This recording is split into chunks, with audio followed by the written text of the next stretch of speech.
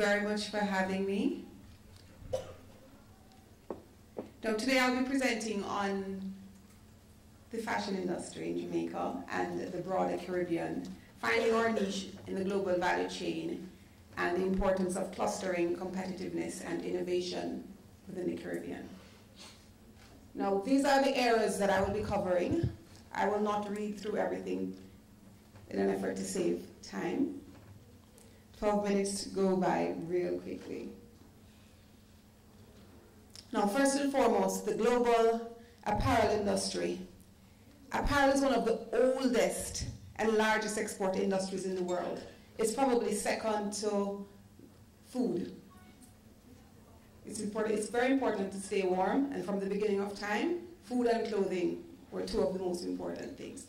And that is why at over 3 trillion US dollars, the global garment and textile industry is responsible for a great deal of jobs, revenue worldwide.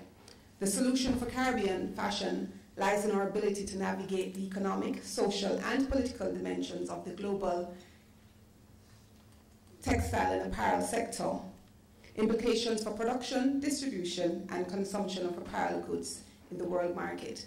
And this is very challenging for Caribbean designers because, as previous presenters have said, when our governments strike deals with larger nations, they don't really take into consideration how it affects, smaller suppliers. Now, what do you think of when you hear Caribbean fashion?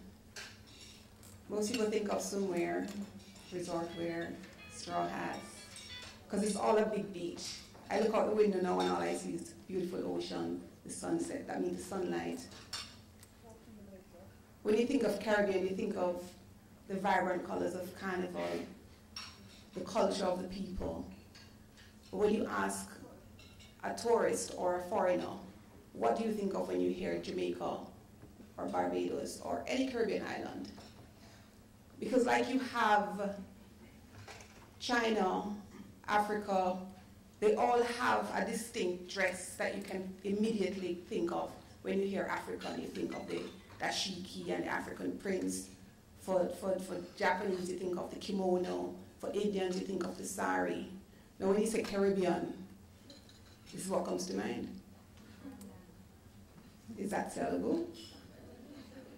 Other than wearing this on the beach, will anybody be walking through an airport in Dubai wearing this? No. It's a small niche, but it's not, it can't be our answer to the apparel industry for the Caribbean.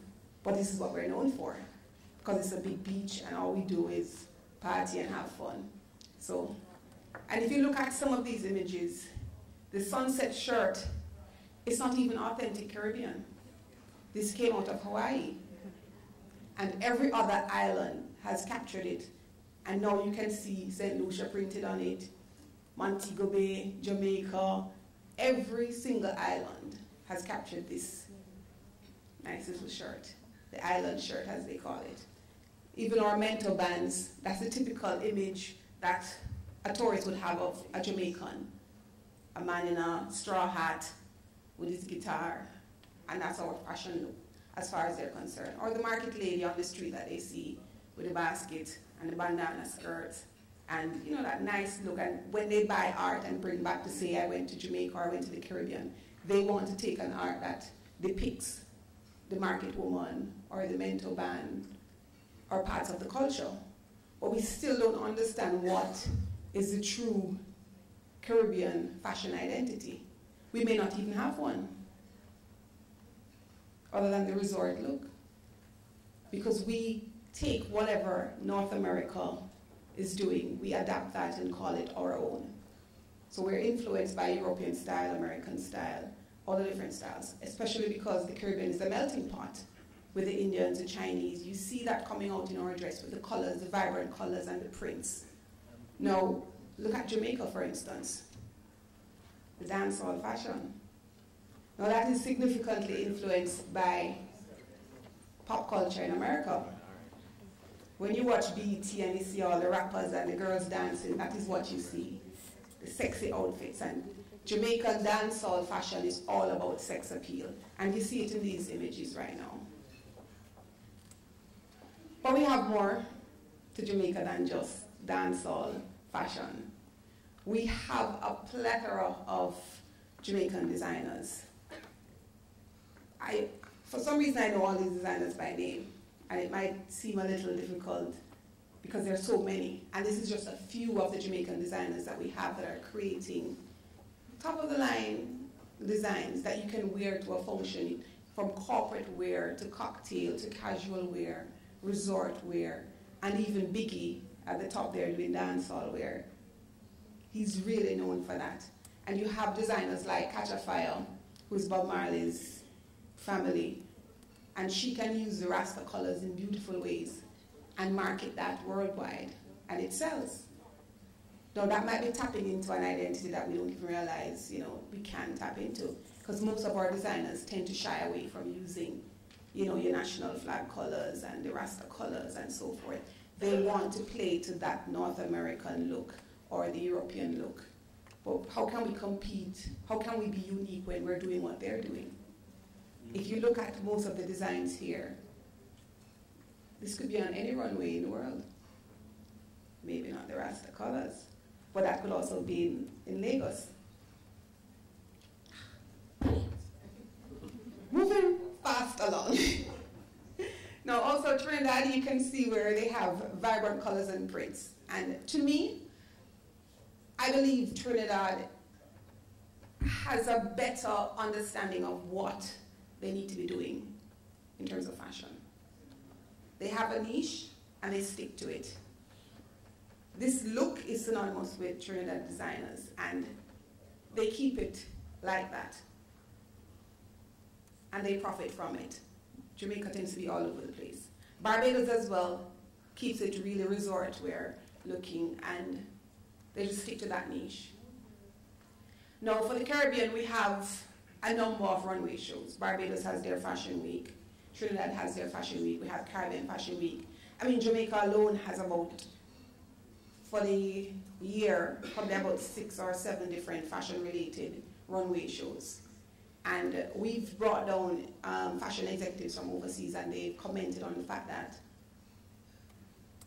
it's disorganized. We need to have a fashion calendar, and the Fashion Week needs to be one specific time of the year, and all these shows need to happen during that one time, because a buyer is not going to send their team to Jamaica 4 times for the year to see all the talent that's available. And you find that it's segregated, where some designers only do this show, some designers only do the other show, and it creates a challenge for us in the industry. Now, touching on Mission Catwalk, it's a fashion designer competition that we started 3 years ago to promote Caribbean designers. It started out with just Jamaican designers who have been doing extremely well.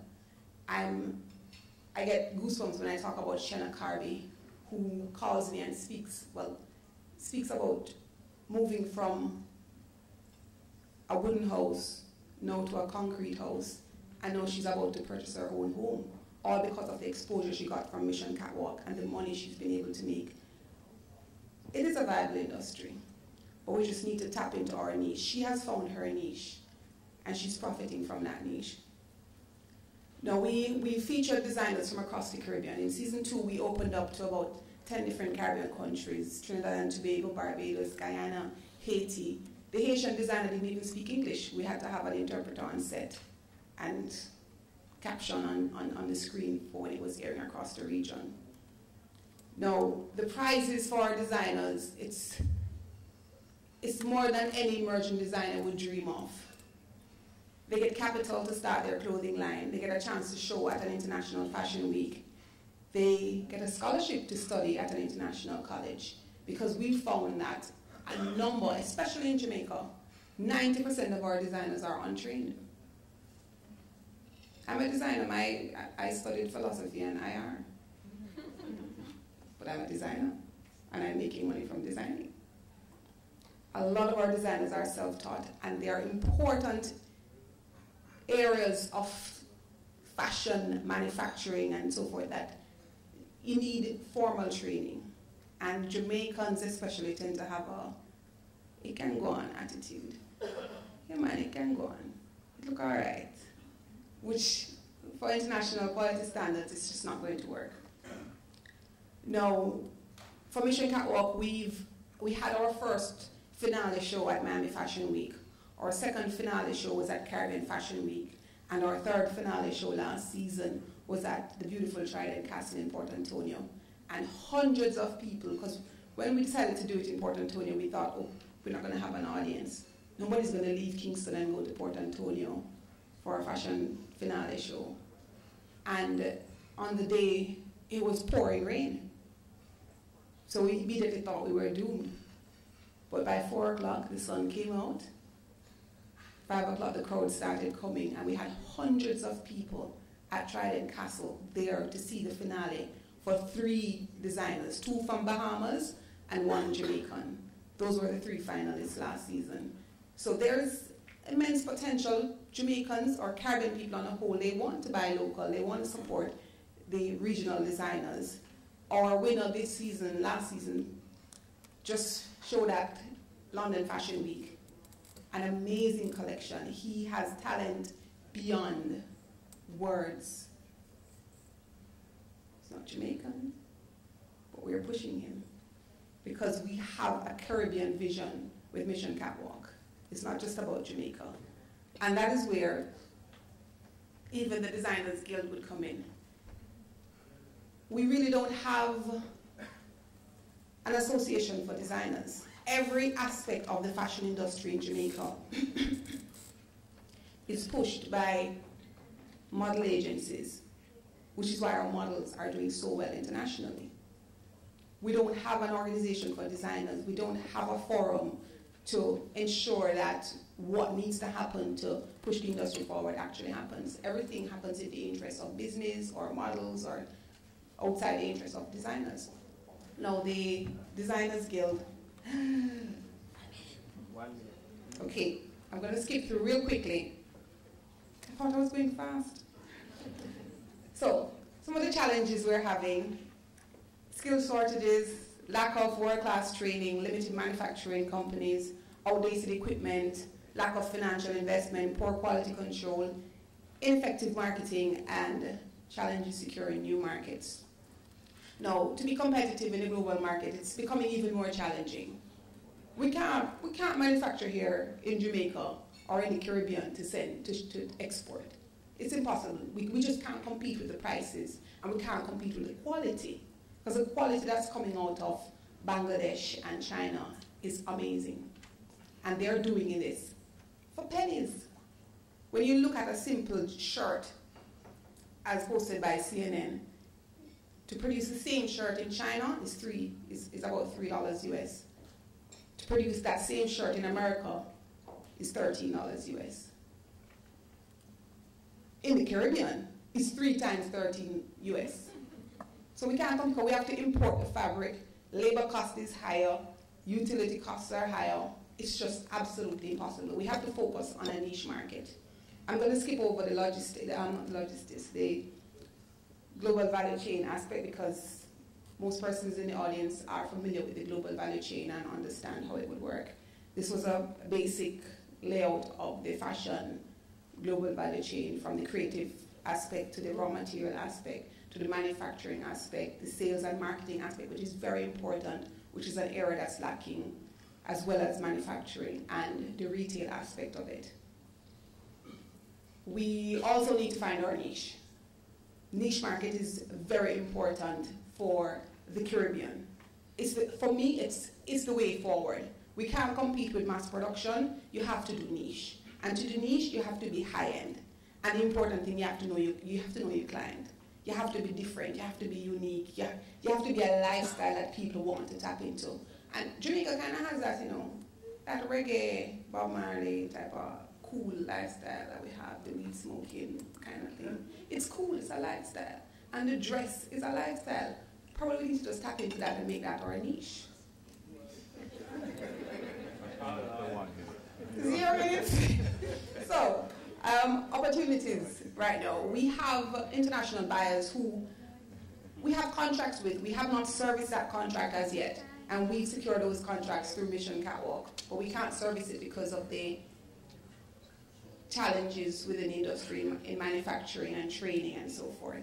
So until we address that, we really can't tap into the opportunities. Now, Mission 2062 this is the last slide.